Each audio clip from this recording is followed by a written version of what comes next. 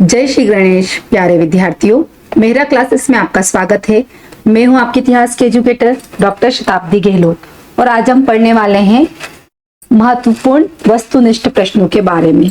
3 unit को हम cover करेंगे और कोशिश करेंगे कि इन क्वेश्चन से जो भी ऑप्शंस होंगे उनको भी कवर करें। ठीक है, यानी एक प्रश्न से हम 5 से 7 प्रश्न निकालने की कोशिश करेंगे। तो चलिए आज की क्लास प्रारंभ करते हैं। उससे पहले मैं आपको बता देना चाहूंगी कि मेरा क्लासेस मात्र 2999 में अश्वमेध सफलता ही लक्ष्य हिस्ट्री बैच प्रारंभ हो चुकी है। 7 यूनिट हमारी कंप्लीट हो चुकी है। ये जो हम MCQ सॉल्व कर रहे हैं इसके सारे PDFs मेरा क्लासेस एप्लीकेशन पर अवेलेबल है। अगर अभी भी आपने इनरोल नहीं किया है तो जल्दी करिए, समय बहुत कम है और नोट्स भी सारे अवेलेबल हो चुके हैं। रिवीजन नोट्स भी आपको दे दिए गए, वर्ड हिस्ट्री के नोट्स भी दे दिए गए हैं। तो जल्दी से जल्दी अपने आप को इनरोल कीजिए। कोई भी क्वेरी हो आपको तो आप व्हाट्सएप नंबर पर कॉल कर सकते हैं और अपनी जो भी समस्या हो बता सकते हैं। तो चलिए आज की क्लास प्रारंभ करते हैं। आज हम पढ़ने वाले हैं MCQs के बारे में। देखेंगे जो भी हो सकता है। इस तीन यूनिट में से हमने पहले प्रारंभ की 3 यूनिट ली है, पर यूनिट से 10 क्वेश्चंस लिए, यानी आज हम 30 क्वेश्चन सॉल्व करेंगे और इन 30 क्वेश्चन से जितने क्वेश्चन बन सकते हैं उसके ऑप्शन से और उस पर्टिकुलर उस प्रश्न से कोशिश करते हैं। सबसे पहला प्रश्न है हमारा, आप पॉज करके जवाब देने का प्रयास कीजिएगा। ये हमारा हिस्टोग्राफी से प्रश्न रहेगा। The wonder that was India 1954 के लेखक है। आपको बताना है इन चारों में से इसके लेखक कौन है। पहला ऑप्शन है हमारा AL वासम, यासम, बासम, जो भी आए ध्यान रखिएगा, बासम भी आता है कहीं कहीं, यासम भी आता है। मेटालैंड, राहुल साकृत्यायन या EH car. The wonder that was India के लेखक कौन है? तो इसके लेखक है AL यासम। ठीक है, अब AL यासम ने इस पुस्तक में क्या लिखा है? तो AL यासम के द्वारा इस पुस्तक में वो सारी चीजें लिखी गई है जो कि जेम्स मिल, लिख देती हूं मैं यहां पर ताकि आपको थोड़ा याद रहेगा। जेम्स मिल, दूसरा मैकाले और तीसरा है थॉमसन। इन लोगों ने जो अपनी कृतियों में नकारात्मक बातें करी है या जो भी चीजें बताई है, नकारात्मक छवि बनाई गई है जिसके बारे में, उसे सुधारने का प्रयास AL यासम ने अपनी कृति the wonder that was India में करा है। ठीक है, तो इसमें इकोनॉमिकली चीजें बताई गई है इसमें the wonder that was India में। दूसरी बात आती है हमारी मेटालैंड। मेटालैंड ने क्या कहा है? मेटालैंड का बहुत फेमस कथन है जो हिस्टोग्राफी में अक्सर पूछा जाता है कि मानव ने जो कुछ भी किया, ठीक है, मानव ने जो कुछ भी किया या कर सकता था या उस करने से परे हैं, या फिर कहे कि जो कर रहा है वो सब परे हैं और जो सोच रहा है वही इतिहास है। ये मेटालैंड कह रहे हैं कि मानव ने जो कुछ भी किया, जो कुछ कर सकता है, जो करने वाला है, उस सबसे परे मानव जो सोच रहा है वही इतिहास है। ये प्रसिद्ध कथन है मेटालैंड का। राहुल साकृत्यायन क्या कहते हैं कि मानव एक जिज्ञासु प्राणी है और जो भी इतिहास है वो सारे उसके जिज्ञासा का परिणाम है। EH कार कहते हैं कि मानव भूत और भविष्य के इतिहास, भूत और भविष्य के बीच में कभी न समाप्त होने वाला अंतविहीन संवाद है। ये तीनों कोटेशंस इसके द्वारा कहे गए हैं। AL यासम की पुस्तक है the wonder that was India. ठीक है, ये कार की पुस्तक है व्हाट इज हिस्ट्री। परीक्षा में अगर आए तो ध्यान रखिएगा, व्हाट इज हिस्ट्री इनकी पुस्तक है। तो ये यहाँ हमारे कंप्लीट होते हैं 5 प्रश्न। आगे बढ़ते हैं हम। दूसरा है हमारा, निम्नांकित में से किस विचारक ने द न्यू इंस्ट्रूमेंट या इम्प्रूवमेंट की रचना की? ध्यान रखिएगा, इंस्ट्रूमेंट भी आता है, इम्प्रूवमेंट भी आता है। इस किस विचारक के द्वारा द न्यू इंस्ट्रूमेंट की रचना की गई है? तो इसके रचनाकार है फ्रांसिस बेकन। पहले पॉज करिएगा वीडियो को और अच्छे से ऑप्शंस देखिएगा, उसके बाद में जवाब दीजिएगा ताकि आपकी प्रैक्टिस बहुत अच्छे से हो सके, क्योंकि प्रैक्टिस बहुत जरूरी है और MCQs की प्रैक्टिस ही हमें पूरी तरीके से ठोक बजाकर एग्जाम के लिए तैयार करती है। ठीक है, तो ये हमारे लिए बहुत जरूरी है। अब देखते हैं कि ये जो रचना है द न्यू इंस्ट्रूमेंट, ये रचना कब की गई है? तो 1620 की यह रचना है। यहां मैं लिख देती हूँ, 1620 की रचना है। फ्रांसिस बेकन का सबसे महत्वपूर्ण कार्य माना जाता है। इसका एक और अन्य नाम है Novum आर्गनम। Novum Organum. The new instrument का यह नाम है, जो रचनाकार जिसके फ्रांसिस बेकन। अब देखेंगे यहाँ पर ये फेब्रवे लिखा हुआ है, फेब्रवे, जिनका पूरा नाम है लूसियन फेब्रे,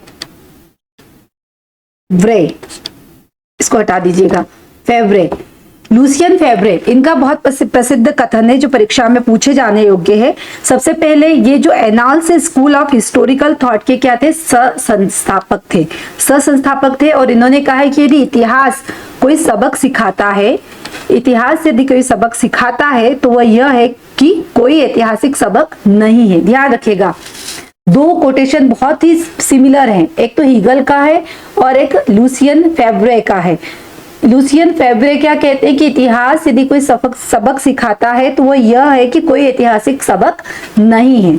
और हीगल क्या कहते हैं, हीगल कहते हैं कि इतिहास की एकमात्र सीख ये है कि इतिहास से कोई सीख लेता ही नहीं है। ध्यान रखिएगा, एक जगह कह रहे हैं हम कि लेता ही नहीं है और वो कह रहे हैं हीगल, और फेब्रे क्या कह रहे हैं, फेब्रे कह रहे हैं कि ऐतिहासिक सबक है ही नहीं तो लेंगे क्या। ठीक है, दोनों में थोड़ा डिफरेंस है, बहुत माइनर सा अंतर है, दोनों का कथन अलग है, उनके कहने का मतलब अलग है। चलिए अगले प्रश्न पर बढ़ते हैं।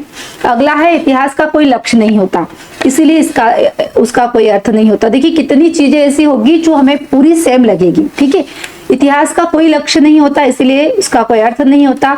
ये किसने कहा है, विको ने कहा है? नहीं, विको ने तो कुछ और कहा है। क्या कहा है? विको कहते हैं कि इतिहास का ज्ञान प्रकृति ज्ञान से भिन्न है और प्रकृति ईश्वर की रचना है, जबकि इतिहास का रचनाकार कौन है? मनुष्य है। ये विको का बहुत फेमस कथन है, परीक्षा में पूछे जाने वाला है। विको कहते हैं क्या है कि इतिहास का ज्ञान प्रकृति के ज्ञान से भिन्न है, प्रकृति ईश्वर की रचना है और इतिहास को कौन रचता है? मनुष्य रचता है। इसीलिए व्यक्ति प्रकृति की अपेक्षा इतिहास का अधिक स्पष्ट जान सकता है, यानी प्रकृति से ज्यादा अच्छे से कौन जान सकता है? मनुष्य जान सकता है। ये विको कह रहे हैं, यानी ये इन्होंने नहीं कहा है। अगला ऑप्शन देखते हैं, G.R. एल्टन ने कहा है। मुझे लगता है इन्होंने भी नहीं कहा है, क्योंकि इनका बहुत फेमस कथन कौन सा है कि इतिहासकार जो लिखता है वो इतिहास है। बहुत फेमस कथन है इनका कि इतिहासकार जो लिखता है वही क्या है? इतिहास है। ठीक है, अगला है हीगल का। अभी हमने देखा कि कौन सा कथन था इसका कि इतिहास की एकमात्र सीख यही है कि इतिहास से कोई सीख नहीं लेता है। ठीक है, इतिहास कोई सबक नहीं सिखाता, ये नहीं, हम नहीं ले रहे हैं। ठीक है, ये हीगल का कथन है। यानी ये तीनों कथन तो हमने बता दिए, तो इसका राइट आंसर क्या हो गया? Karl R Popper. इन्होंने कहा है कि इतिहास का कोई लक्ष्य नहीं होता, इसीलिए उसका कोई अर्थ नहीं होता। ठीक है, आगे बढ़ते हैं। अगला प्रश्न है हमारा, निम्नांकित में से किसने इतिहास की युग चक्रवादी व्याख्या प्रस्तुत की है? सबसे पहले हमें समझना होगा कि व्याख्या होती क्या है। ठीक है, फिर इसके बाद में हम ऑप्शंस पे जाएंगे, क्योंकि हम रिवीजन कर रहे हैं तो थोड़ा बहुत पीछे का लेके चलते हैं। तो युग चक्रवादी व्याख्या क्या होती है? पहले युग देखते हैं, यानी एक युग से दूसरे युग में परिवर्तन। चक्र या मन्नी राउंड। ठीक है, जैसे सबसे पहले आता है कृत, त्रेता, फिर आता है द्वापर। ये उदाहरण समझा रही हूं मैं। ठीक है, कलयुग, एक युग आया खत्म हुआ, दूसरा युग आता है, दूसरा युग आया खत्म हुआ, तीसरा युग आता है, तीसरा युग आया खत्म हुआ, भी चौथा चल रहा है। यानी एक राउंड चल रहा है, एक के बाद एक आ रहा है। तो क्या समझेंगे हम इससे? हम समझेंगे कि भाई हर एक जो सभ्यता होती है उसका एक अनूठा जीवन चक्र होता है और एक व्यक्ति के रूप में एक संस्कृति का जन्म होता है। यहाँ पर देखिए, कृत में भी अलग चीजें हुई, त्रेता में अलग हुई, द्वापर में अलग हुई और कलयुग में अलग चल रही है। यानी मनुष्य जो पैदा होता है अपने साथ एक अलग संस्कृति को लेकर जन्म लेता है। जैसे ही मनुष्य पैदा हुआ उसके साथ अलग संस्कृति आती है। जैसे सिंधु घाटी की सभ्यता और वैदिक सभ्यता, दोनों में अंतर है। ठीक है, हमने देखा था सिंधु घाटी सभ्यता का पूरा विनाश होता है, उसके बाद में फिर नई सभ्यताएं आती है। तो इस तरह से कहने का मतलब है ये चक्र चलता ही रहता है।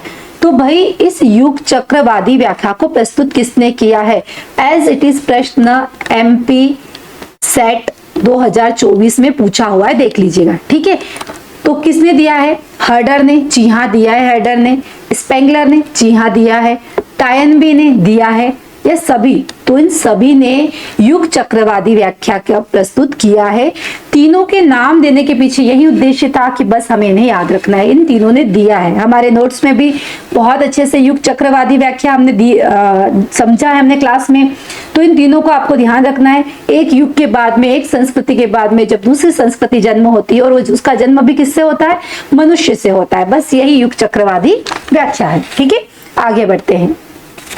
इतिहास को पंचम वेद कहा गया है। किस में कहा गया है? क्या इतिहास को पंचम वेद छांदोग्य उपनिषद में कहा गया है, शतपथ ब्राह्मण में कहा गया है, दोनों में कहा गया है, या ऐसी कोई चीज कही नहीं गई है? ठीक है, सबसे पहले देखते हैं कि अगर प्रश्न हमारे सामने है कि इतिहास शब्द का सर्वप्रथम, शब्द की बात कर रहे हैं ना, इतिहास शब्द का सर्वप्रथम प्रयोग किस ग्रंथ में किया गया है? तो ध्यान रखिएगा, इतिहास शब्द का सर्वप्रथम प्रयोग किया गया है अथर्ववेद में। ठीक है, अब पॉइंट पर आते हैं। पंचम वेद किसने माना है इतिहास को? तो इतिहास को पंचम वेद माना गया है छांदोग्य उपनिषद में और शतपथ ब्राह्मण, यानी मेरा ऑप्शन हो जाएगा दोनों में। दोनों को लिखने के पीछे क्या रीजन रहा मेरा?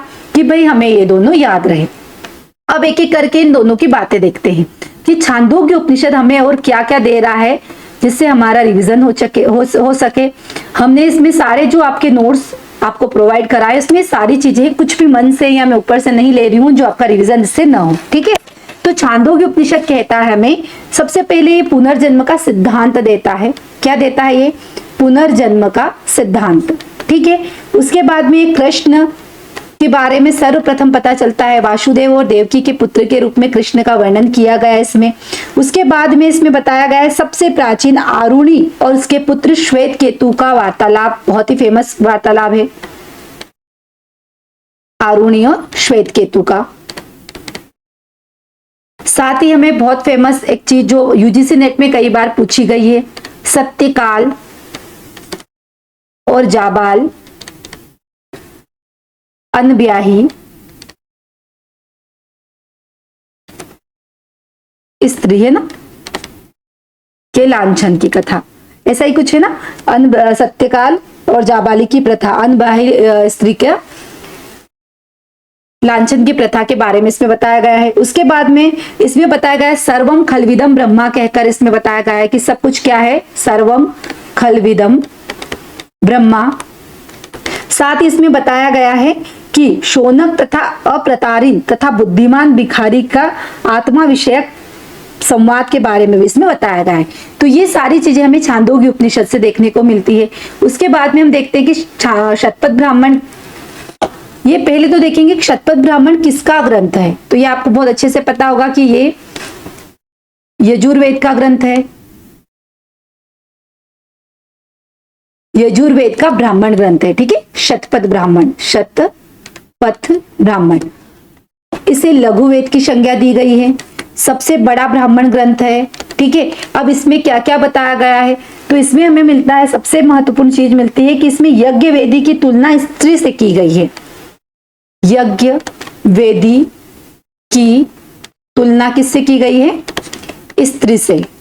ठीक है, शतपथ ब्राह्मण कितने कांडों में विभक्त है? तो ये 14 कांडों में विभक्त है, ध्यान रखिएगा, बहुत महत्वपूर्ण। इसके अलावा हमें शतपथ ब्राह्मण क्या बताता है? तो शतपथ ब्राह्मण में जल प्लावन की घटना के बारे में बताया गया है। उसके अलावा मत्स्य अवतार की कथा है। इसके अलावा हमें विदेह माधव, पूछा हुआ प्रश्न है, विदेह माधव तथा पुरोहित रोहित गण के पूर्व की ओर प्रस्थान की कथा है। साथ ही इसमें अश्विन कुमार द्वारा च्यवन ऋषि को अपने यौवन दान देने के बारे में भी बताया गया है। तो इतने सारे क्वेश्चंस, कम से कम इसमें हमारे कितने, 2 3 4 5 6 7 8 9 इसके और 9 इसके करके 18 से 19 प्रश्न यहाँ पर हमारे कवर हो रहे हैं। ठीक है, तो इसमें कुछ भी आ सकता है। अगर आपसे पूछा जाए कि विदेह माधव की कथा किस ग्रंथ में, तो हम कहेंगे शतपथ ब्राह्मण में। ठीक है, अगर आपसे पूछा जाए कि सर्वप्रथम कृष्ण के बारे में उल्लेख मिलता है छांदोग्य उपनिषद में, इस तरह से प्रश्न बनेंगे। ठीक है, तो इसका आंसर हो जाएगा इन दोनों में क्या कहा गया है? इतिहास को पंचम वेद माना गया है। अगला आता है वस्तुनिष्ठता से आप क्या समझते हैं। ये हमारे हिस्टोग्राफी के प्रश्न चल रहे हैं कि आखिर वस्तुनिष्ठता क्या होती है। तो क्या संतुलित एवं यथार्थ वर्णन को हम वस्तुनिष्ठता कह सकते हैं, या अगर आप किसी का प्रशंसापूर्ण वर्णन करें तो आप उसे कहोगे, या ये दोनों चीजें जिसमें सम्मिलित हो आप उसे वस्तुनिष्ठता कहेंगे, कि चलो छोड़ते हैं हम किसी को भी वस्तुनिष्ठता नहीं कहेंगे। तो जहां पर संतुलित यानी ना आपका किसी के प्रति ज्यादा झुकाव हो और न ही आप उससे ईर्ष्यावश उसका वर्णन कर रहे हो, ठीक है, तो उसे कहेंगे संतुलित वर्णन। तो वस्तुनिष्ठता के तहत संतुलित और जो हुआ है वही वर्णन अगर आप करते हो तो वह किससे संदर्भित होगा, वस्तुनिष्ठता से संदर्भित होगा, यानी आपके ऊपर किसी भी तरह से कोई भी पूर्वाग्रह न हो। इसमें वस्तुनिष्ठता को भी हमने बहुत अच्छे से समझा था, किसके गुण और दोष, थ्योरेटिकल प्रश्न ही बनेंगे वस्तुनिष्ठता पूर्वाग्रह से, वो बहुत अच्छे से हमने से देखा है और ये सारे नोट्स आपको अवेलेबल है, ठीक है। तो ध्यान रखिएगा, जैसे हम अभी एमसीक्यू सॉल्व कर रहे हैं, ठीक है, प्रत्येक एमसीक्यूज का एक ही आंसर होता है, यानी वो वस्तुनिष्ठ है, इसका एक से अधिक प्रश्न नहीं हो सकते हैं ना, इसीलिए इसे वस्तुनिष्ठ कहते हैं, यानी यही सत्य है, यही यथार्थ है, ठीक है। तो अगले प्रश्न पर बढ़ते हैं। अगला है हमारा, निम्नांकित में से पिछड़े वर्ग का इतिहासकार है। अब आप देखिए पिछड़े वर्ग का इतिहासकार, तो कुछ क्लिक होता है भाई कि ये तो मैं पहली बार सुन रहा हूं, ठीक है, कि पिछले वर्ग का इतिहासकार कैसे हो सकता है। तो हमें इसके सारे नाम याद होने चाहिए कि इन इतिहासकारों को किन किन नामों से जाना जाता है। तो सबसे पहले पिछड़े वर्ग के इतिहासकारों को जाना जाता है उपाश्रयी, उपाश्रयवादी या उपाश्रय। दूसरा इनका नाम है सबाल्टर्न, सभी को पता है सबाल्टर्न। तीसरा इनका नाम आता है निम्न वर्ग। चौथा इनका नाम मिलता है जन इतिहास लेखन।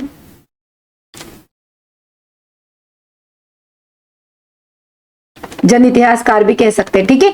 तो ये 3-4 नाम मिलते हैं, आपको याद रखना है भाई, कुछ भी पूछ सकता है वो, ठीक है। तो अब देखिए, अब इसमें से अब आपको समझ में पड़ गया होगा कि रणविजय गुहा है इसका आंसर, या रणजीत गुहा है, या स्पेंगलर है, या कोई नहीं है। रणविजय गुहा इसीलिए दिया है कंफ्यूज करने के लिए, क्योंकि कितनी बार हमने सिर्फ ये याद कर लेंगे फिर ये याद कर लेंगे, पूरा पढ़ते नहीं है, क्वेश्चन गलत कर देते, ठीक है।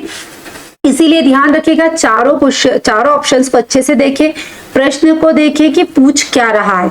पूछ रहा है कि पिछड़े वर्ग का इतिहासकार कौन है, तो अगर हमें पता है तो हम कहेंगे रणजीत गुहा। रणजीत गुहा की एक बहुत ही फेमस पुस्तक है, अक्सर पूछी जाती है, the pros of counter insurgency, ठीक है, ये रणजीत गुहा की बहुत ही फेमस पुस्तक है। अब बात करते हैं कि और कौन कौन से पिछड़े वर्ग के इतिहासकार हैं। 2-4 की बात करते हैं। सबसे पहले जो है दीपेश चक्रवर्ती, दूसरे हैं गायत्री चक्रवर्ती, तीसरा है हमारा ज्ञान पांडे, चौथा है हमारा एन.के. चंद्रा, पांचवा है हमारा अरविंद दास। ये सब क्या है, ये पिछड़े वर्ग के इतिहासकार है, उपाश्रयवादी के इतिहासकार है, सबाल्टर्न इतिहासकार है, ठीक है। आगे बढ़ते हैं।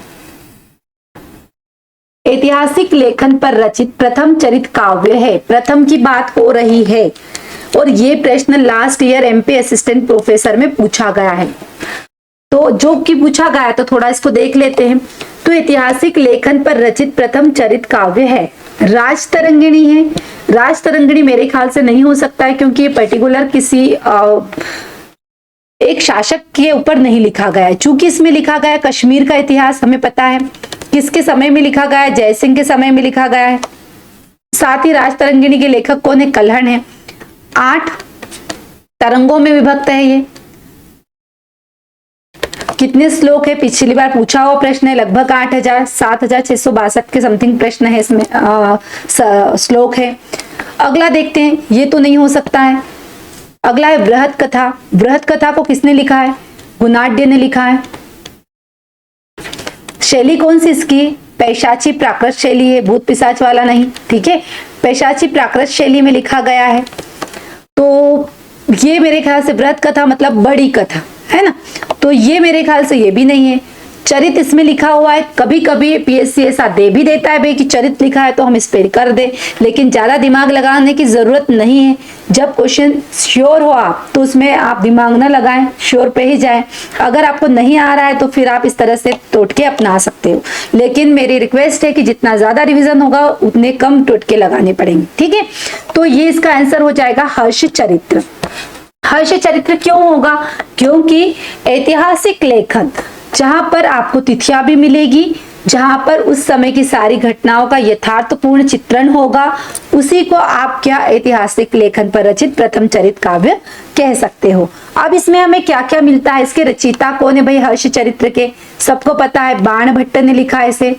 बाणभट्ट कहाँ से आते हैं? ये प्रीतिकुट गांव, पूछा हुआ प्रश्न है यूजीसी नेट का, इसलिए हमें यहाँ पर याद रखना पड़ेगा प्रीतिकुट गांव, ठीक है। इनकी गोत्र है वात्स यायन और भृंगुवंशी ब्राह्मण है ये, ठीक है। हर्ष और बाणभट्ट की मुलाकात होती है, कहां पर होती है? अचिरावती नदी, अचिरावती नदी के निकट मणितारा स्कंदवार में। कुल 8 उच्छवासों में ना, उच्छवास कहते हैं, जैसे राज तरंगिणी में हमने तरंग कहा था, यहाँ पर कहेंगे उच्छवासों में क्या है, ये विभक्त है। इसका जो 8वां उच्छवास है इसमें राजश्री की खोश और विंध्यन पर्वतमाला के बारे में बताया गया है। अगला आता है, मतलब इसका आंसर हो गया हर्ष चरित्र। इसे भी देखते हैं अमरकोश। अमरकोश में पुराणों के 5 विशेषताएं बताई गई, सर्ग, प्रतिसर्ग, मंत्वतर, वंश और वंशानु चरित्र। ये 5 जो विशेषताएं हैं ये अमरकोश में उल्लेखित है, ठीक है। आरपीएससी में पूछा हुआ प्रश्न है ये। आगे बढ़ते हैं। अगला है हमारा तबकात-ए नासिरी के लेखक कौन है? ध्यान रखिएगा, तबकात-ए नासिरी का पूछ रहे हैं। मिन्हाजुस सिराज हमने बहुत अच्छे से हिस्टोरियोग्राफी में से पढ़ा है। तो तबकात-ए नासिरी के लेखक है मिन्हाजुस सिराज, ठीक है। ये सिराज हमने लिखा है, यानी पहला ही ऑप्शन इसका सही जाता है। अब अगर आप सोचिए कि मुझे ऐसा लगे कि मुझे प्रश्न का आंसर नहीं आता है और मुझे सॉल्व भी करना है, अगर मुझे इन 3 के बारे में पता है तो मैं यहाँ तक पहुंच सकती हूँ, ठीक है। तो मैं सबसे पहले देखती हूँ कि अबुल फजल की रचना कौन सी है। तो मेरे ख्याल से अबुल फजल की रचना है अकबरनामा, ठीक है। 7 वर्षों की अथक मेहनत के बाद में इसे कंप्लीट किया गया था अकबरनामा को, और इसे लिखा, इसमें जो इसे 3 भागों में डिवाइड किया गया है, ठीक है। इसके जो भाग है उसे मंजिल आबादी, सिपह आबादी, सुलह आबादी के नाम से जाना जाता है। पूछा गया प्रश्न है कि क्या है, तो किसी पुस्तक के भाग है। अगला आता है, मतलब अकबरनामा अबुल फजल की रचना है। अगला देखते हैं निजामी। निजामी की कौन सी रचना है? ये नासिरी और मासरी, इसमें बहुत कंफ्यूजन होता है ना, ध्यान रखिएगा, क्योंकि इन दोनों की रचनाएं ज्यादातर मिलती रहती हैं। अब जो निजामी की रचना है वो है ताजुल मासिरी, मासिर या मासिरी दोनों लिखा आता है। ताजुल मासिर इसकी रचना है। दाते की बहुत फेमस रचना है डिवाइन कॉमेडी, ये हमें पता है, दाते तो हो ही नहीं सकता है। निजामी का, अगर इन दोनों में मुझे थोड़ा कंफ्यूजन हो रहा है कि मैं नासिरी और मासरी में कंफ्यूज हो रही हूँ, ध्यान रखिए ये तबकात है और ये सिराज है और ये निजामी है और ताजुल है। ऐसे आप पीछे से आपको याद रखना पड़ेगा कुछ भी कीवर्ड्स लेकर, क्योंकि यहाँ पे कंफ्यूजन ज्यादा रहता है, ठीक है। तो इनकी रचना है हसन निजामी की ताजुल मासिरी। अब देखते हैं कि ये तबकात नासिरी में क्या क्या वर्णन लिखा है और किसको समर्पित की गई है। तो ध्यान रखिएगा कि तबकात नासिरी में 20 से अधिक इस्लामिक राजवंशों के बारे में बताया गया है। साथ ही इसमें ये जो रचना है तबकात नासिरी नासिरुद्दीन को समर्पित की गई है।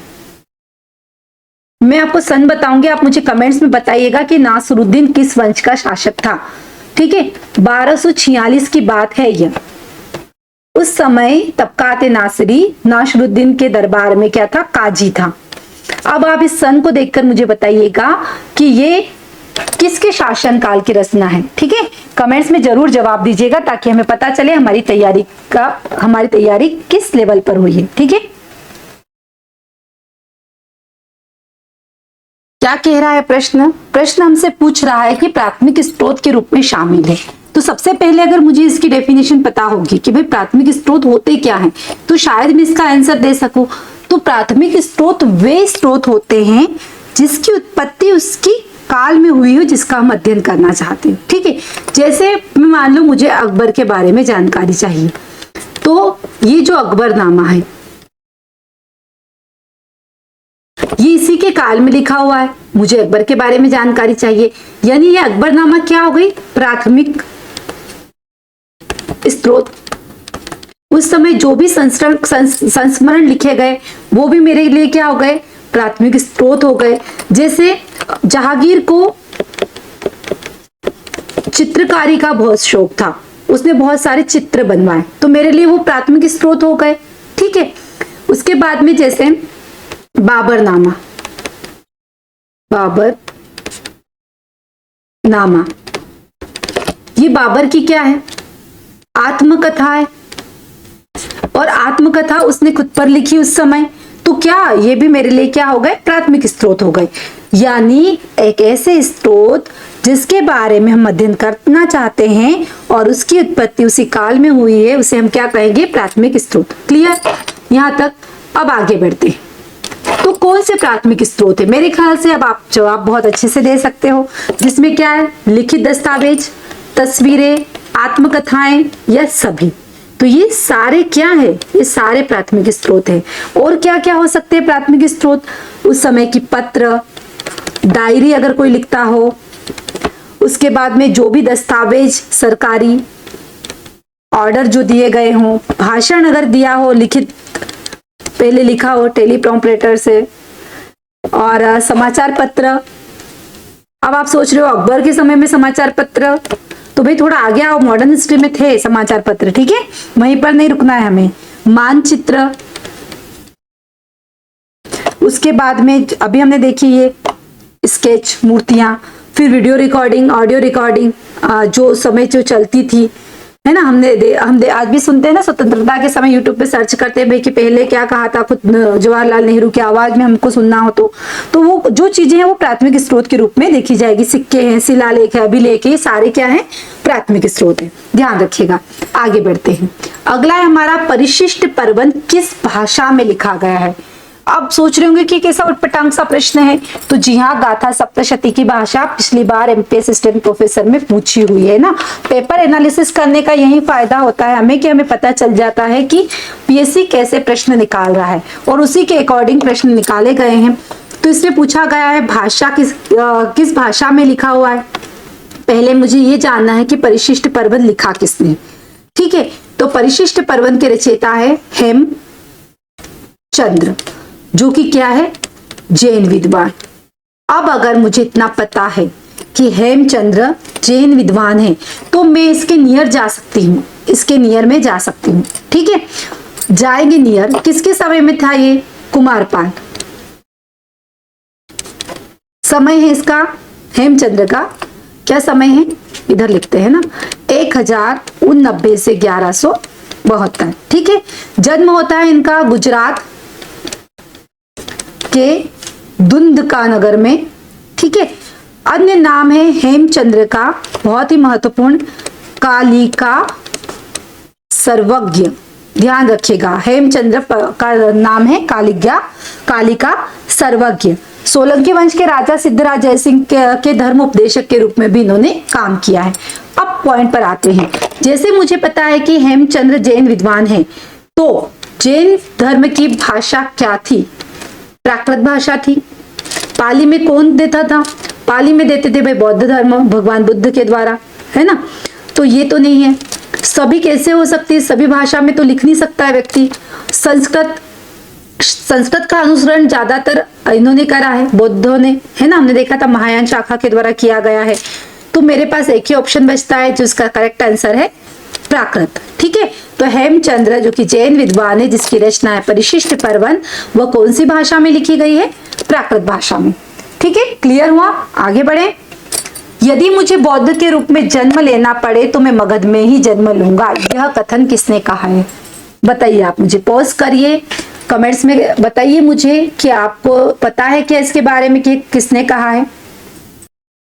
तो मेरे ख्याल से आपको पता होगा, और अगर नहीं पता है तो जल्दी करिए, क्लास ज्वाइन करिए, सारे पीडीएफ्स अवेलेबल है, सारे नोट्स दिए गए हैं, उसमें सारी चीजें लिखी हुई है। तो ये कथन कहा गया है किसके द्वारा?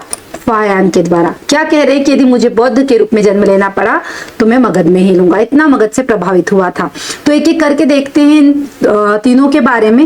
ये तीनों आए थे बौद्ध धर्म से संबंधित, है ना, इत्सिंग, ह्वेनसांग, फायान सभी। फायान किसके समय में आया था? तो फायान का समय काल क्या था? इसका समय रहा है 399 से 414, 399 से 414 ईस्वी तक। तो आपको अगर याद होगी इस समय किसका शासक था तो आप बता दोगे कि इस समय राजा कौन था। पहले ये देखिए ईस्वी आ रहा है, यानी गुप्त वंश तो था, इतना मुझे पता है कि यहाँ पर इस समय क्या था? गुप्तों का शासन था। तो फायान आया था चंद्रगुप्त द्वितीय के समय, है ना, गुप्त शासक चंद्रगुप्त द्वितीय के समय आया था। अब थोड़ा बहुत इनके बारे में देखते हैं कि क्यों आना पड़ा इन्हें। तो ये मुख्यतः बौद्ध धर्म से संबंधित ग्रंथों के संकलन के लिए आया था। मुख्य कारण क्या था इनका? बौद्ध धर्म से संबंधित ग्रंथों को संग्रहित करने के लिए। इसने गोमती विहार में सबसे बड़ा 3000 महायान भिक्षुओं के निवास स्थान को देखा। साथ ही इसने क्या देखा था? लिख देती हूं मैं, 3000 गोमती विहार में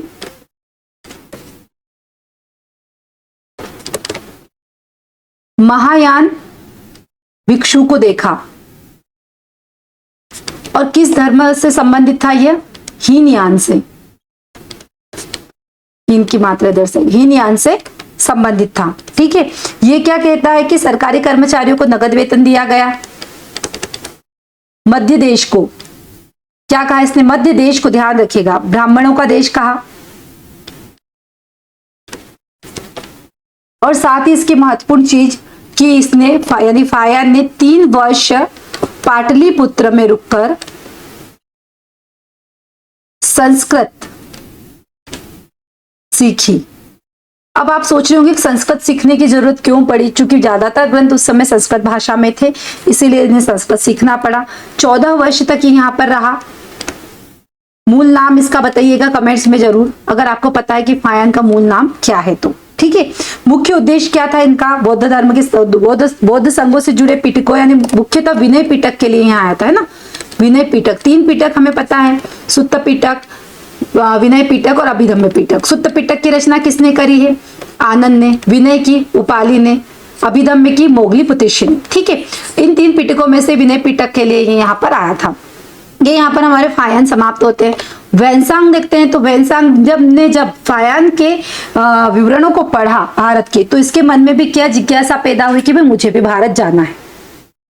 तो इसने राजा से, चीन के राजा से आज्ञा मांगी, लेकिन ह्वेनसांग ने क्या, फायान को आज्ञा नहीं मिली। ठीक है, ह्वेनसांग को आज्ञा नहीं मिली, फायान तो आ गया था, फिर भी आ जाता है।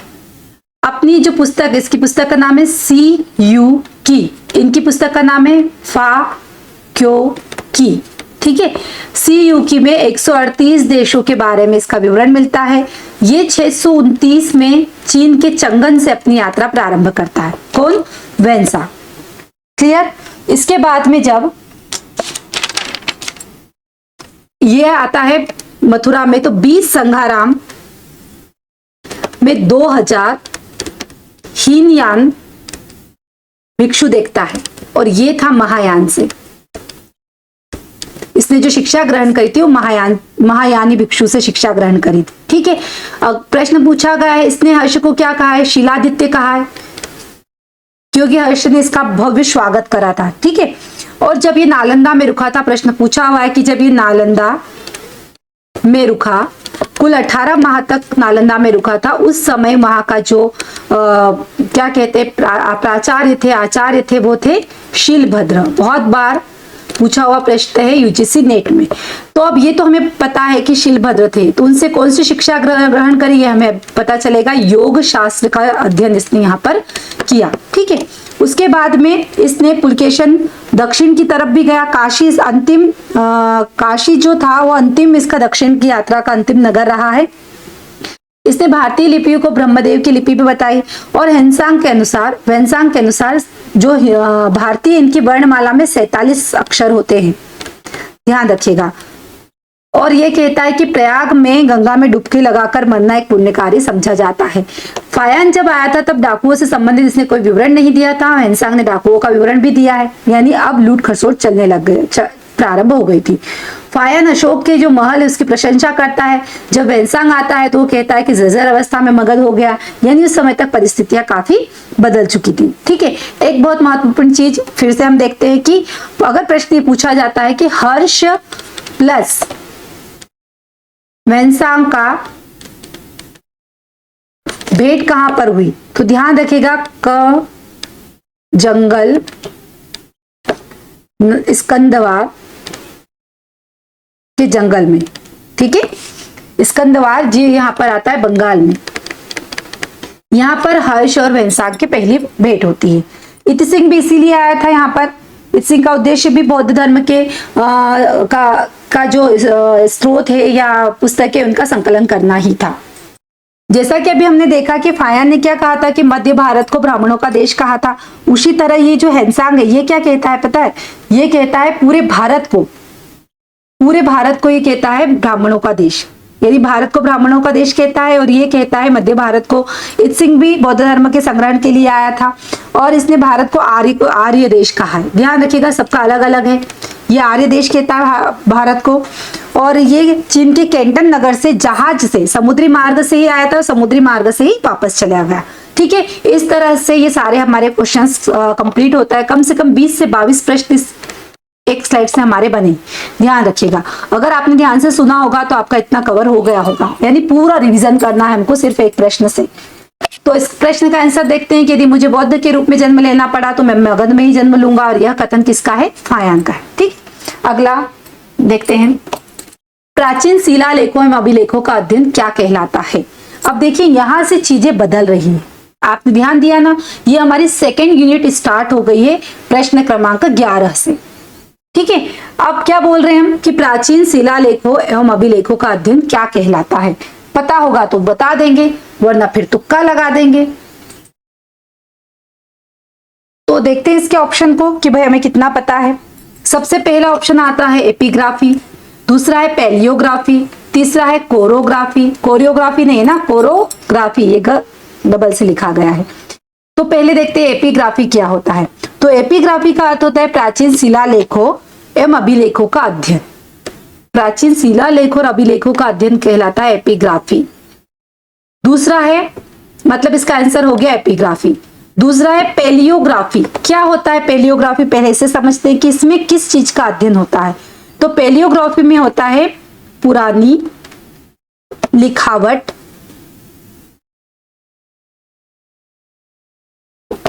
प्लस लिपियों का अध्ययन। जैसे हम सिंधु घाटी की लिपि, रुस्टोफैगन लिपि कहते हैं ना, सिंधु घाटी की लिपि का हम अध्ययन कर रहे हैं तो वो किसके अंतर्गत आता है, पेलियोग्राफी के अंतर्गत। अगर हम एरन अभिलेख पर रिसर्च कर रहे हैं तो वो किसके अंतर्गत आएगा, एपिग्राफी में। ठीक है, कोरोग्राफी क्या होता है, तो कोरोग्राफी होता है क्षेत्र तथा स्थानों का अध्ययन। क्या कहलाता है, क्षेत्र प्लस स्थानों का अध्ययन कहलाता है कोरोग्राफी। ठीक है, उसके बाद में और भी कुछ चीजें आएगी, हम नेक्स्ट में देखेंगे, अगले पार्ट में एक एक चीजें कवर करते हैं। यह इसका हो जाएगा सभी, तो सभी नहीं होगा, ध्यान रखिएगा। प्राचीन शिलालेखों एवं अभिलेखों का अध्ययन क्या कहलाता है, एपिग्राफी। लिपि और लिखावट का अध्ययन कहलाता है पेलियोग्राफी, और स्थान या क्षेत्र का अध्ययन कहलाता है कोरोग्राफी। अगला, जीवाश्मीकृत शिशु का पूरा कपाल कहाँ से प्राप्त हुआ है। प्रश्न पढ़िएगा, बहुत ध्यान से पढ़िए, पॉज करके पढ़िए, बहुत अच्छे क्वेश्चंस हैं, इससे हमारी बहुत सारी चीजें कवर होगी। प्रश्न कह रहा है हमसे कि जीवाश्मीकृत शिशु का पूरा कपाल कहां से प्राप्त हुआ है। पहला है ऑप्शन हथनोरा, औंधई, दोनों या कोई नहीं, कैसी कोई चीज मिली ही नहीं। खत्म करते हैं, कितना अच्छा होता है ना, न कुछ पढ़ना पड़ता न कुछ याद रखना पड़ता, पर अभी तो पढ़ना पड़ेगा। एक एक ऑप्शन को देखते हैं क्या क्या चीजें हम इससे कवर कर सकते हैं। तो सबसे पहले ध्यान रखिएगा कि हथनोरा, हथनोरा में 1982 हथनोरा आता है होशंगाबाद। ठीक है, होशंगाबाद आता है हमारा एमपी में। खोज किसने करी थी, 1982 में। इसमें जो मिला था वो था मानव कपाल। है ना। इस मानव कपाल की खोज करने का श्रेय किसे जाता है, क्योंकि साथ में हमें ये भी तो देखना पड़ेगा ना। तो 1982 में होशंगाबाद जिले मध्य प्रदेश स्टेट के होशंगाबाद जिले में अरुण सोनकिया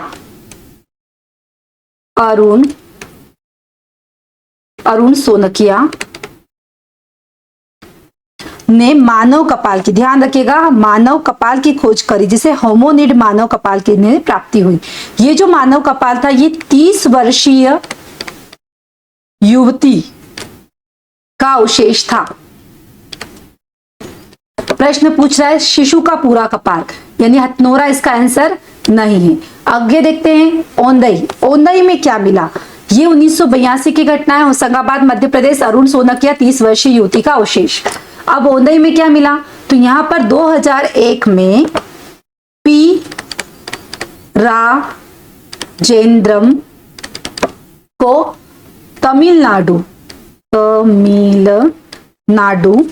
में, तमिलनाडु के विल्लुपुरम से एक जीवाश्मीकृत शिशु का पूरा कपाल मिला है। ठीक है, कब मिला, 2001 में खोज करी थी पी राजेंद्रम ने। कहां पर मिला, तमिलनाडु के वीरपुरम के औंधई में। ठीक है, तो ये चीजें यहाँ पर इतनी सारी हमारी क्लियर होती है। आगे बढ़ते हैं, और क्या क्या आता है। किस हड़प्पी स्थल से प्राप्त कंकाल का डीएनए परीक्षण किया गया। कितना नया प्रश्न है, शायद मेरे लिए तो है। ठीक है, मतलब प्रश्नों की श्रेणी ऐसी रखो कि जिससे कम से कम 20 से 22 प्रश्न न बने, तो फिर क्या हमने रिवीजन करा है। ठीक है, एमसीक्यूज का मतलब ही यही होता है कि जितना आप कवर कर सको उस पर्टिकुलर एक क्वेश्चन से। देखते हैं हम, है ना। तो ये है लोथल, पहला लोथल क्या इससे मिला है, मेरे ख्याल से तो यहाँ पर ये गोदीवाड़ा के लिए जाना जाता है। धोलावीरा भी नहीं हो सकता है, दोनों से मिला है। जब इसका मुझे नहीं लगता तो दोनों तो हो ही नहीं सकते हैं। ये मेरे लिए लगता है मुझे कि ये हो सकता है। जी हाँ, बिल्कुल सही, इसका राइट आंसर होगा राखी गढ़ी। लेकिन जैसे कि हम अभी तक देखते आ रहे हैं, हम इन तीनों को कवर करना पड़ेगा। कैसे कवर करेंगे, ढकेंगे? जी नहीं, बिल्कुल नहीं, ढकना नहीं। हमें इनके बारे में जितना हो सके उतनी जानकारी हम क्लियर करते हैं। ठीक है, देखते हैं इसको। सबसे पहले पहला ऑप्शन देखते हैं कि लोथल के बारे में हम क्या क्या जानते हैं। तो इसकी खोज देखते हैं। इसकी खोज करने का श्रेय सभी को पता होगा, SR राव को जाता है। SR राव कब करी थी, 1954-55 में इसकी खोज की गई है। लोथल किसका हिस्सा है, तो ये अहमदाबाद गुजरात का। ठीक है, ये यानी किसका हिस्सा है, अहमदाबाद गुजरात।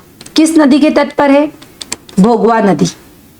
पूछा जा सकता है ना ऐसे प्रश्न। इसको क्यों जाने जाता है, हम सबसे ज्यादा इसके जाने का कारण क्या है, बंदरगाह यहां से मिला है। अग्नि वेदिकाएं यहां से प्राप्त हुई है। और यहां से क्या छूट रहा है, एक आश्चर्य करने वाली चीज हमें यहाँ पर लोथल में बताती है कि जो हड़प्पा संस्कृति, हड़प्पा सभ्यता है, इसके जो घर है वो सभी के दरवाजे पीछे की तरफ खुलते हैं, लेकिन लोथल का क्या खुलता है, आगे की तरफ खुलता है। ठीक है, ये हमारा लोथल कंप्लीट होता है। अब आगे देखते हैं हम धोलावीरा के बारे में हम क्या क्या जानते हैं। तो सबसे पहले देखते हैं कि धोलावीरा का अर्थ क्या होता है। धोलावीरा का अर्थ होता है सफेद कुआं, जैसे क्या कहते हैं, एक बेमिसाल झील। ठीक है, इसे सफेद कुआं या एक बेमिसाल झील कहा जाता है। खोज हुई इसकी 1967-68 में। सबको पता होगा खोजकर्ता कौन है, डॉक्टर, बहुत मेहनत से PhD होती है, डॉक्टर तो लगाना ही पड़ेगा, है ना, डॉक्टर जगपति जोशी। ठीक है, ये कौन इसके खोजकर्ता। देखते हैं कि इसमें क्या क्या मिला है। सबसे महत्वपूर्ण चीज अक्सर परीक्षाओं में पूछा जाता है कि धोलावीरा का जो नगर है वो आयताकार है, और जो नगर है इसको 3 भागों में बांटा गया है। कौन कौन से 3 भाग है इसमें, पहला दुर्ग आता है, फिर मध्यम नगर, फिर आता है निचला नगर। ठीक है, इसके अलावा हमें यहां से क्या क्या मिला है, तो यहां पर उत्कृष्ट जल प्रबंधन, वाटर हार्वेस्टिंग के प्रमाण। उस समय सोचिए, वाटर हार्वेस्टिंग के प्रमाण मिलते हैं, बहुत बड़ी चीज होती है। कैसे वाटर हार्वेस्टिंग के प्रमाण मिलते हैं? कैसा मानना जाता है? मनहर व मनसार नदियों के संगम पर डैम बनाकर जल संग्रहण किया गया होगा। ठीक है। उसके बाद में प्राचीन विश्व का सबसे बड़ा जलाशय का अवशेष ये माना जाता है, जो जल प्रबंधन किया गया है, सबसे बड़ा अवशेष। साथ ही यहाँ पर से हमें जो मिलता है, धोलावीरा में पथन और उत्थान और पतन की गाथा की 7 संस्कृतियों के चरण यहाँ से हमें मिलने हैं, खुदाई से अवशेष मिले उसमें। और सबसे मोटी सुरक्षा प्राचीर यानी सबसे मोटा दुर्ग, सबसे मोटी सुरक्षा प्राचीर भी यहाँ से मिली है। खगोलीय वेधशाला के साक्ष्य भी मिले हैं, वेधशाला के साक्ष्य भी मिले हैं। ठीक है। और साथ में जुलाई 2021 में धोलावीरा को यूनेस्को द्वारा 40वां विश्व विरासत स्थल घोषित किया गया है। तो ये धोलावीरा की कुछ महत्वपूर्ण बातें। मुझे लगता है कि इसके अलावा इसमें कुछ भी छूटता नहीं है। अगर कुछ छूटेगा तो हम अगली कक्षा में से जरूर कवर करेंगे। ठीक है। आप मुझे बताइएगा कि यूनेस्को विश्व विरासत में शामिल करता है तो इसका क्या मतलब होता है ना, कमेंट्स बॉक्स में मुझे जरूर बताइएगा। अगला आता है राखी गढ़ी। इसे भी देखते हैं कि कुछ इसमें बचा। एक तो पहला तो डीएनए का पहली बार किसी हड़प्पी स्थल से डीएनए का परीक्षण किया गया है। अब देखते हैं कि किस राज्य में आता है। तो हरियाणा का है राखी गढ़ी, हरियाणा के हिसार जिले का।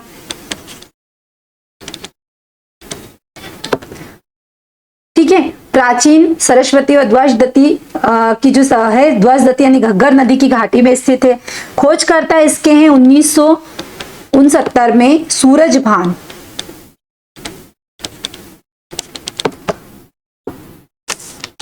हड़प्पा का सबसे बड़ा नगर बताया गया है इसको, बहुत ही महत्वपूर्ण है। कितना? 530 हेक्टेयर। क्लियर। और राखी गढ़ी को एशिया के 10 सबसे संकटग्रस्त पुरा स्थलों में भी शामिल किया गया है। 10 सबसे संकटग्रस्त पुरा स्थलों की सूची में यहां से एक युगल समाधि मिली है और ऐसा बता रहे हैं कि लोथल से भिन्न है, जो कि एक प्रेमी जोड़े की एकमात्र समाधि। ध्यान रखिएगा, कुछ नया मिले उसको नोट डाउन कर लो। प्रेमी जोड़े की समाधि मिलती है राखी गढ़ी से। डीएनए का परीक्षण हमने देख लिया था, सबसे बड़ा हड़प्पा स्थल है, ये भी हमने देख लिया। इस तरह से ये हमारा कंप्लीट होता है। आंसर इसका है राखी गढ़ी। आगे बढ़ते हैं। राजा का मित्र या पालकी ढोने वाले को क्या कहा जाता है? पहला ऑप्शन है पालागल, दूसरा है संग्रहिता, तीसरा है गोवी कर्तन, चौथा है स्थपति। क्या कहा जाता है जिसे राजा का मित्र या पालकी ढोने वाले को कहा जाता है?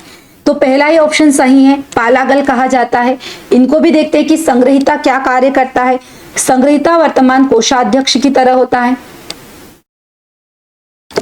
ठीक है, यानी कोषाध्यक्ष की तरह कार्य करता है ये। गोवी कर्तन क्या होता है? गोवी कर्तन मुख्य आखेटक होता है, शिकारी। ठीक है, मुख्य आखेटक। उसके बाद में आता है स्थपति। स्थपति एक स्थानीय न्यायाधीश या मुखिया होता है। उसे क्या कहा जाता है? स्थानीय न्यायाधीश या मुखिया, उसे स्थपति कहते हैं। क्लियर। तो इसका आंसर हो जाएगा पालकी ढोने वाला। आगे बढ़ते हैं। जैन धर्म में भिक्षु संघ पद्धति के जनक है, जन का लिखा गया, जनक के रूप में माने जाते हैं महावीर माने जाते हैं, नेमिनाथ माने जाते हैं, पार्श्वनाथ माने जाते हैं, भद्रबाहु माने जाते हैं। कौन माना जाता है? तो एक एक करके इनके बारे में थोड़ा सा देखते हैं, फिर इसके आंसर को भी समझेंगे कि क्यों माना जाता है, कैसे माना जाता है। इसका जो राइट आंसर आएगा वो आएगा पार्श्वनाथ। ठीक है, इस क्वेश्चन का आंसर है पार्श्वनाथ माने जाते हैं। अब एक एक करके इनको देखते हैं, थोड़ा थोड़ा समझते हैं। महावीर स्वामी।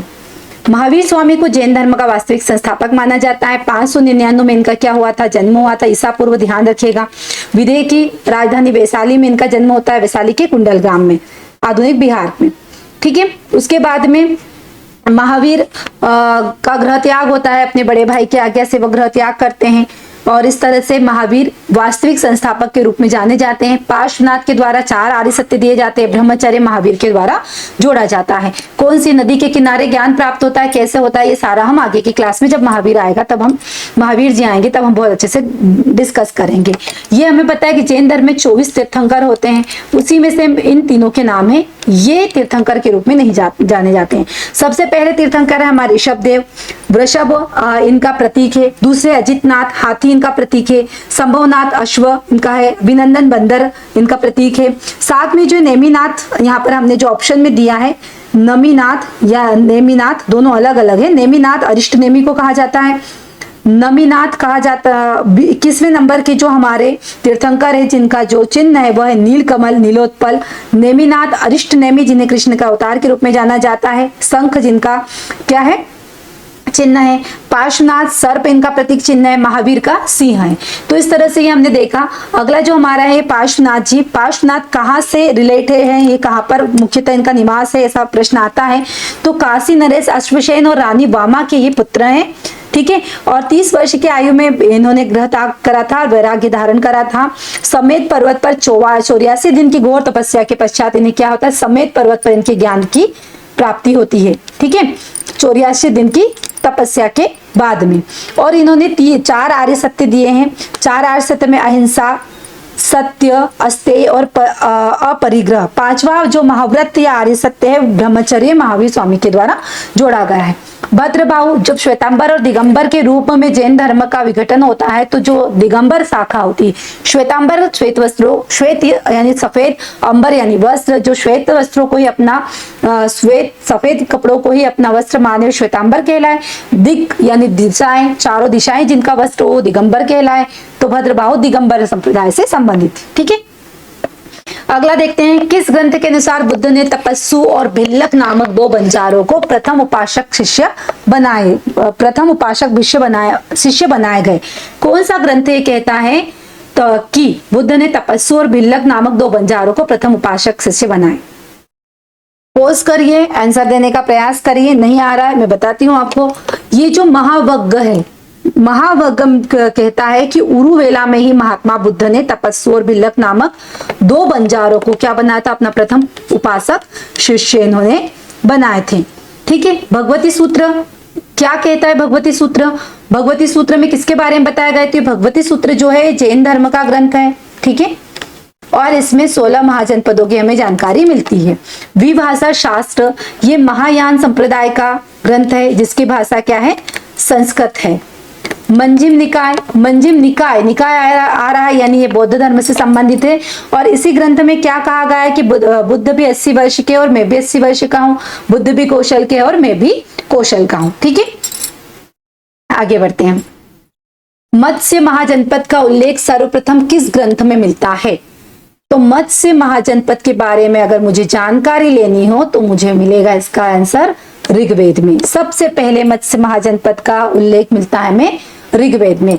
अब चारों ऑप्शन को देखते हैं, थोड़ा थोड़ा समझते हैं। ऋग्वेद, ऋग्वेद क्या है? सबसे विश्व की प्राचीनतम पुस्तक है।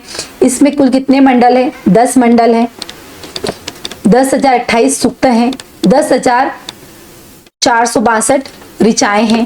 प्रत्येक मंडल किसी न किसी देवता को समर्पित है। तीसरा मंडल इसका सावित्र देवता को समर्पित है जिसमें गायत्री मंत्र है। रचिता इसके विश्वामित्र है। ठीक है,